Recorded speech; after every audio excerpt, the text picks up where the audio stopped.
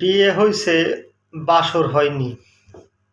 এরকম যদি কারো হয়, ধরুন মোবাইলে বিয়ে করছে অথবা বিয়ের পর কোনো কারণে গন্ডগোল হইছে, বউয়ের সাথে বাসর করতে পারেনি।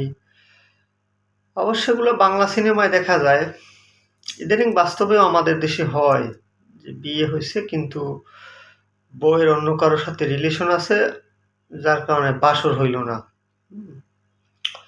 তো এখন এই লোক মানুষের কাছে কি জবাব দেবে?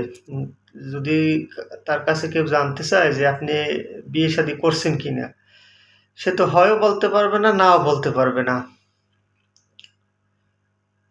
তো এরকমের আমাদের এখন দেশের অবস্থা। 5 আগস্টের পর যে নতুন সূর্যোদয় হয়েছে, এখন নতুন স্বাধীনতা বলাও যায় না, আবার অস্বীকারও করা যায় না। কারণ বিয়ে করে যদি বাসর করতে না পারে, তাহলে কিভাবে সে বিবাহিত হয়?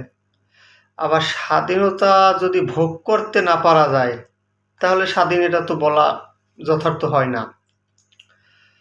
অর্থাৎ 5 তারিখের আগে যত অন্যায় অবিচারের বিরুদ্ধে বলার চেষ্টা করছি, তখনও আমার শুভাকাঙ্ক্ষী সমর্থক বা আছে না, কিছু লোক তো অবশ্যই ভালো জানে, সবাই যে খারাপ জানে এমন তো না। তো তারা তখনও নিষেধ করত।